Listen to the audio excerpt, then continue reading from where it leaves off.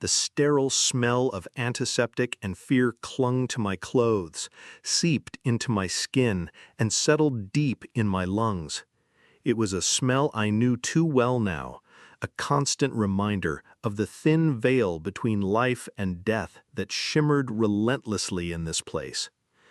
My son, Leo, just 7 years old, lay motionless in the ICU bed, a tangle of wires and tubes, his small chest barely rising and falling with the rhythm of the ventilator. Every beep, every flicker on the monitors was a dagger to my heart. Just hours before, he had been laughing, chasing our golden retriever Bandit through the backyard, his bright red superhero cape streaming behind him. A simple fall from the old oak tree, a childhood misadventure, turned into a nightmare, a severe head injury, unexpected complications, and now this terrifying, agonizing weight. I sat beside his bed, my hand wrapped around his tiny, limp one, feeling the coldness of his skin. His usually rosy cheeks were pale, almost translucent, and the faint blue shadows beneath his eyes looked like bruises. The doctors had used words like critical, uncertain, wait and see, words that offered no comfort, only a chilling void. My wife Sarah was slumped in the armchair across from me, her face tear-streaked and drawn, her usually vibrant red hair dull and matted. She hadn't slept in 2 days, not since the ambulance had screamed away from our house, its sirens ripping through the quiet afternoon like a declaration of war. We had barely spoken, our grief too raw, too consuming to be put into words. Every now and then she'd let out a soft, broken sob that tore through the heavy silence of the room. The only other sound was the rhythmic whoosh of the ventilator, Leo's artificial breath, and the relentless, mechanical symphony of the machines keeping him alive. I memorized every pattern, every subtle change. My entire existence narrowed down to the numbers on the screen. His heart rate, his oxygen saturation, his intracranial pressure. Each digit held the weight of my universe. Then my phone buzzed in my pocket, a jarring intrusion. I pulled it out, my eyes still fixed on Leo. It was my mother, Eleanor. I hesitated, my thumb hovering over the screen. She had called a dozen times since we'd arrived at the hospital, each call a fresh wave of irritation on top of my overwhelming despair. I answered, keeping my voice low. "Hey, Mom." "Oh, thank goodness, Daniel, I've been calling and calling. I know I know he's in the hospital, but honestly, you haven't returned a single text about the party." I squeezed my eyes shut, a vein throbbing in my temple. "Mom, Leo is in the ICU. He's on a ventilator. We don't know if he's going to make it." My voice was a strained whisper, raw with emotion. I wanted her to hear it, to truly comprehend the terror I was living. There was a beat of silence on the other end, just long enough for a faint hope to flicker in my chest. Maybe she'll finally get it. Maybe she'll finally understand. Then her voice, louder this time, filled my ear. Yes, Daniel, I know. It's just awful. But that's precisely why we need to nail down the catering for my 75th. I mean, you know how important this milestone is. All the family will be there. Your Aunt Carol is flying in from Florida, and Uncle Richard from Arizona. We can't have a hiccup with the food." My grip on the phone tightened. I could feel Sarah stirring beside me, her eyes slowly opening, her gaze drifting towards me, undoubtedly wondering who I was talking to. "The catering, Mom?" I asked, my voice rising slightly, a tremor of pure incredulity in it. "My son is fighting for his life, hooked up to machines that are breathing for him, and you're worried about your birthday party menu?" "Well, it's my birthday, Daniel, and it's not like I put him in the hospital, is it? Accidents happen. Of course it's terrible, but life goes on, darling. We can't let everything grind to a halt just because of a setback. Besides, she lowered her voice slightly, as if sharing a profound secret. We need something positive to focus on right now, don't we? A celebration. I closed my eyes again, struggling for air. The audacity, the sheer bone-chilling self-centeredness of it hit me like a physical blow, a setback. She called my son's struggle for life a setback. "Mom," I said, my voice dangerously low, "I can't talk about this right now. I have to go." "Don't you dare hang up on me, Daniel. This is important. We need to decide on the salmon or the chicken cordon bleu. Your Aunt Carol is allergic to fish. You know how she gets. And the cake. Did you call the bakery about the tiered cake? I told them about the special sugar flowers. It's all about the details, Daniel. The details." I heard her continue to prattle, a stream of frivolous concerns and self-absorbed demands. My eyes drifted back to Leo, his tiny chest still rising and falling with the machine's rhythm. My son, my beautiful, innocent boy.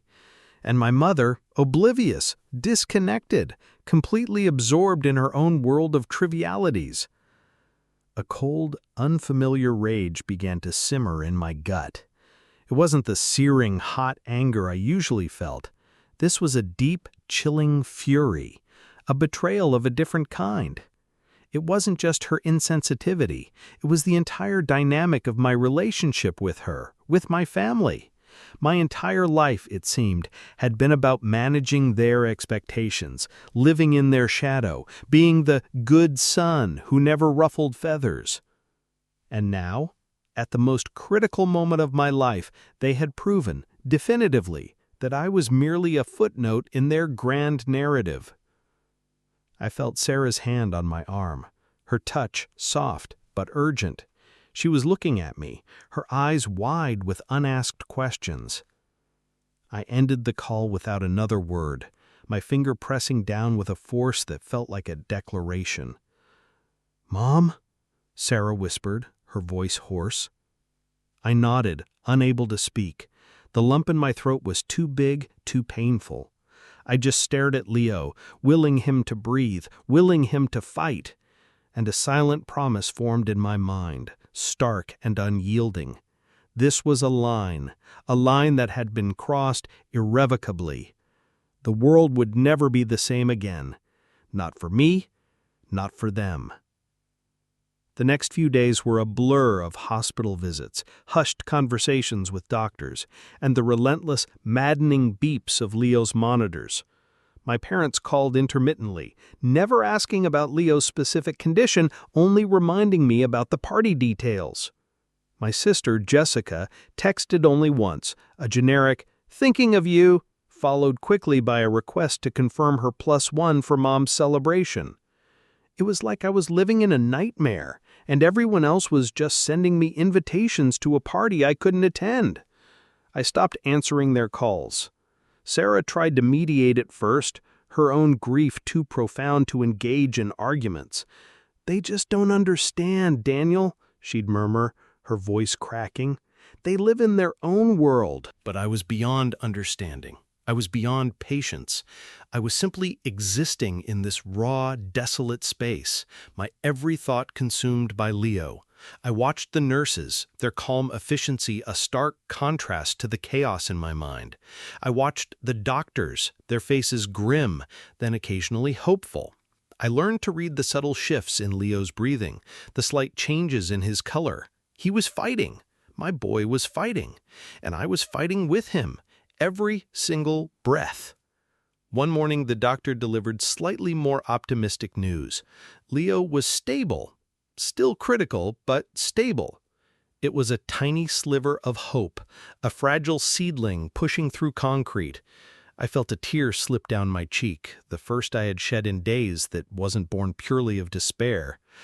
That same afternoon, my mother called again, her voice brimming with excitement. "Daniel! The tasting for the cake is tomorrow, and Aunt Carol insisted on a separate vegetarian option, so we need to sort that out. Can you come by the house around 3? I listened, my hand still resting on Leo's head, feeling the faint warmth through his thin hair. Stability. a tiny step forward, and she was talking about cake. "I can't, Mom," I said, my voice flat, devoid of emotion. "I'm still here, with Leo." "Oh, for heaven's sake, Daniel. He's stable, isn't he? Sarah told me he's stable. He's not going anywhere, is he? And this is important. It's about family, about showing a united front for my special day." A chilling calm settled over me. "No, Mom, he's not going anywhere, and neither am I. You have your party, I have my son." I hung up before she could respond, the finality of the click echoing in the quiet ICU room. Sarah looked at me, her eyes wide. "Daniel, what was that?" I shook my head, unable to articulate the depth of the chasm that had just opened between me and my family. "Nothing," I murmured, turning back to Leo. "Just noise." But it wasn't nothing. It was everything. It was the absolute, undeniable proof of where my priorities lay and where theirs did not. And in that moment, sitting beside my son, feeling his fragile warmth, I knew something fundamental had shifted within me. I was no longer the good son who absorbed their casual cruelty and constant belittling. I was no longer defined by their expectations or their dismissals. The pain was still there, a constant companion, but beneath it, a cold, silent resolve had rooted. I didn't know what the future held for Leo or for me, but I knew one thing with absolute certainty. When Leo fought his way back, he would return to a very different father. And my family? They would simply have to deal with the consequences of their choices. The ICU became my world.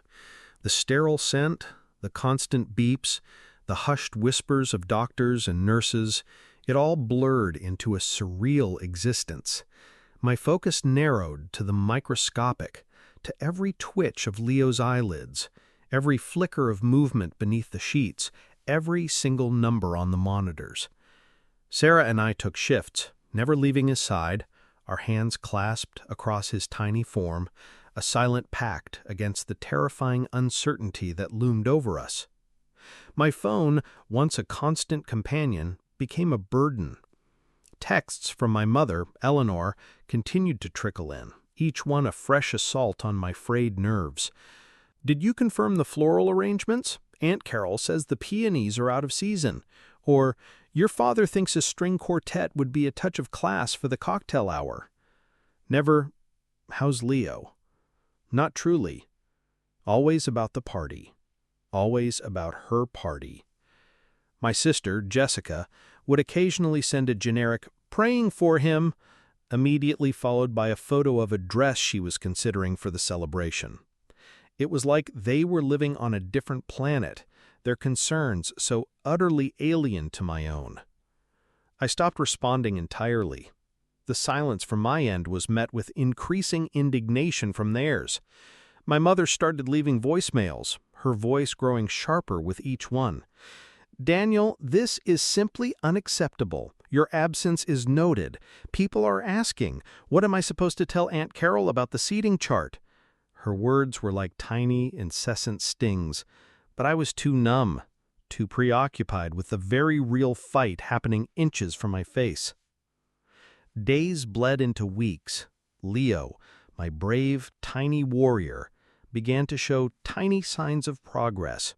A flicker of an eyelid that wasn't just a reflex, a faint squeeze of my finger. These were monumental victories, celebrated with hushed tears and whispered hopes between Sarah and me. Each small improvement was a testament to his strength, and it fueled a growing, quiet determination within me. A determination that had nothing to do with my family's expectations and everything to do with my son. I spent hours researching, reading medical journals online, trying to understand the complex pathways of the brain, the intricacies of recovery. I grilled Leo's doctors, asking detailed questions, pushing for clarity, becoming an advocate for my son, in a way I'd never advocated for myself. The bookstore, with its quiet rows of fiction and poetry, seemed a million miles away, a life I barely remembered. This was real. This was primal. One afternoon, as I watched a physical therapist gently move Leo's arm, trying to coax a response, my mother called again. This time, I answered. Something had shifted. The initial shock and raw grief had been replaced by a quiet, simmering resolve. I was no longer emotionally shattered. I was hardening. "Daniel, finally, I've been beside myself. The caterer just called. There's a mix-up with the appetizers. They think we ordered vegetarian spring rolls, but I distinctly remember saying shrimp." Her voice was a whirlwind of frantic, self-important energy. I listened, holding the phone away from my ear slightly, my gaze fixed on Leo. His eyes, still mostly closed, flickered. "Mom," I said, my voice steady, devoid of the usual tension she could provoke, "I need you to listen to me." "Oh, good! You're finally going to talk about the party. Your father says we simply must have the champagne toast at 7 o'clock sharp, no later. And about the band." "Mom," I cut her off, my voice calm but firm. Leo moved his hand today. He squeezed my finger. There was a pause, a beat of silence on the other end. I imagined her standing in her immaculate kitchen, poised with a guest list or a menu, momentarily thrown off balance. "Oh," she said, the word deflated. "Well, that's lovely, dear. A step in the right direction, I suppose. But listen, darling, we have bigger things to worry about right now. The seating arrangements are a nightmare. I have Aunt Carol, who can't sit next to Uncle Richard, you know how they squabble, and the Pattersons. They absolutely must have a table near the stage. It's all about strategic placement, Daniel, for my milestone birthday." I felt no anger now, only a chilling sense of detachment. It was like listening to a foreign language, words that held no meaning in the reality I inhabited. Her bigger things to worry about were the very definition of triviality. "I understand, Mom," I said, my voice flat. "Your party is very important to you." "Well, yes, it is. It's been months in the planning, and your father keeps asking if you've contributed anything. He thinks you should at least help with the wine selection. You have a good palate, Daniel. He always said so." A bitter laugh almost escaped me. My father, who barely acknowledged my existence unless it was to criticize my life choices, now suddenly remembered my palate. It was all about what I could contribute to their world, never about my own struggles or my own needs. "I'm afraid I won't be able to help with the wine, Mom," I said, looking at Leo, who had subtly, almost imperceptibly, moved his other hand. A new surge of fierce hope, pure and untainted by their noise, flooded through me. "I'm a little busy right now." "Busy? Daniel, this is ridiculous. You're letting your son's condition completely derail your responsibilities. This is a family event. Your family needs you there." "My family is right here, Mom," I said, my gaze sweeping from Sarah's weary but determined face to Leo's small fighting form. "And they need me much more than your caterer does." I hung up. This time there was no tremor in my hand, no lingering doubt, just a quiet click that severed a cord. Sarah looked at me, a glimmer of understanding in her eyes. "You hung up on her, didn't you?" I nodded. "I did." A small, genuine smile touched her lips, the first one I'd seen in weeks. "Good," she whispered, her voice thick with emotion. "It was time." Over the next few weeks, Leo continued his slow, arduous climb back to consciousness. There were moments of despair, setbacks that felt like gut punches, but always he fought. And with each small victory, my own resolve deepened. I wasn't just existing anymore. I was rebuilding. Not just for Leo, but for myself. The resentment I'd harbored for so long, the feeling of being unseen, transmuted into a cold, fierce clarity. I realized how much I had internalized their judgment, how I had allowed their narrative to dictate my self-worth. That was over. I began to work remotely, using the hospital's Wi-Fi, not on books, but on something else entirely. Something I had been quietly developing for years, a side project I'd always dismissed as a pipe dream, too ambitious, too not me. It was an app, a specialized data analytics tool designed for small businesses, born from the inefficiencies I'd observed in the bookstore's operations and my own penchant for patterns. It was complex, elegant, and almost complete. I worked in the dead of night, fueled by lukewarm hospital coffee and the quiet hum of Leo's machines. Sarah, when she saw me hunched over my laptop, didn't question it. She knew I needed a focus, something to channel the restless energy of my fear and hope. She supported me in ways my family never had, with a quiet strength that mirrored my own. The phone calls from my parents eventually stopped, replaced by increasingly pointed emails from my sister detailing the deep hurt and embarrassment I was causing. I read them, but they held no power over me now. Their world, their trivial concerns felt distant, irrelevant. My world was here, in this room, fighting for every breath, every beat of a small heart. And in that intimate, terrifying space, I was discovering a strength I never knew I possessed, a resilience forged in fire, stripped of all pretense. The silent transformation was complete. The day Leo was finally moved out of the ICU felt like a rebirth. The monitors were gone, replaced by the hushed quiet of a regular hospital room. He was still weak, still recovering, but his eyes were open, his small hand finally gripping mine with conscious intent. Sarah and I wept, tears of exhaustion and profound relief, clutching our son as if he might disappear again. It was a fragile, hard-won victory, one that belonged only to the three of us. 2 weeks later, Leo was discharged. Walking out of the hospital, pushing his little red wagon, a gift from the nurses, felt like stepping into a different world. The sunlight, once an interrogation lamp, now felt warm and benevolent. The air, crisp and clean, smelled of life, not antiseptic. Our home, which had felt empty and haunted, now vibrated with the quiet joy of his presence. He was still in recovery, his movements slow, his speech sometimes slurred, but he was home. He was alive. Amidst the joyful chaos of adjusting to our new normal, my mother's 75th birthday gala loomed. The insistent emails from Jessica had continued, detailing the grand scale of the event, the important guests, and the expectation of my attendance.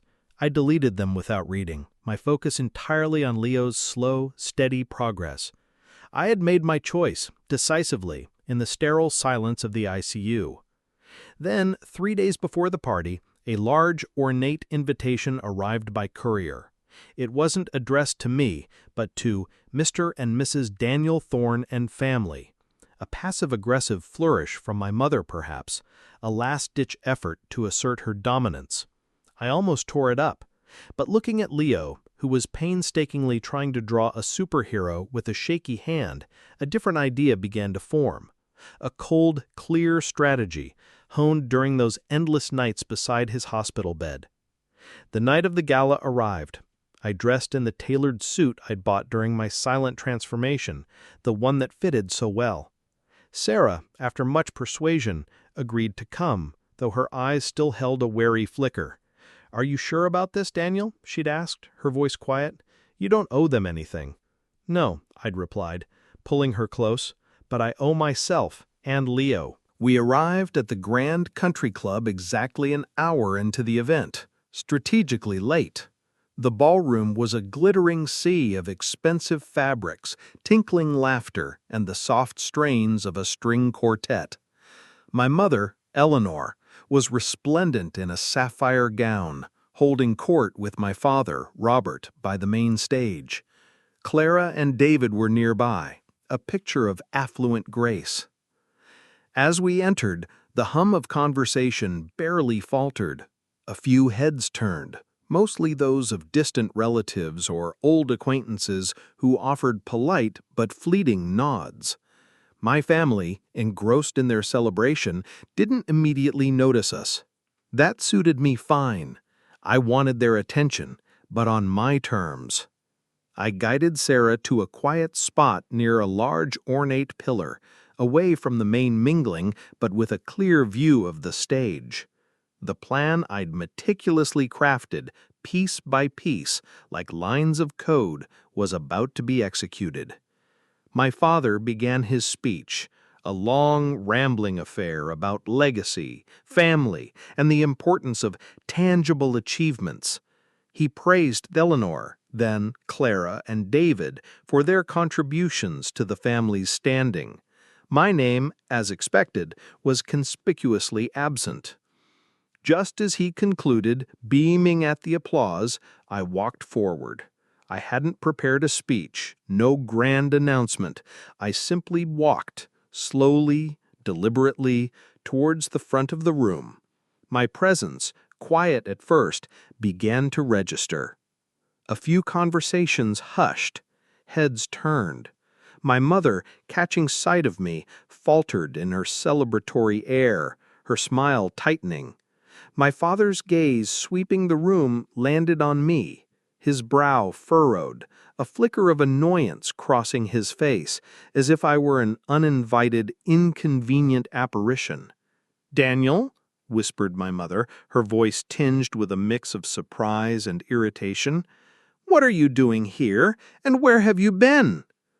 I didn't answer her directly. I simply continued until I stood directly opposite the main stage, visible to everyone. The attention of the room slowly but surely shifted to me.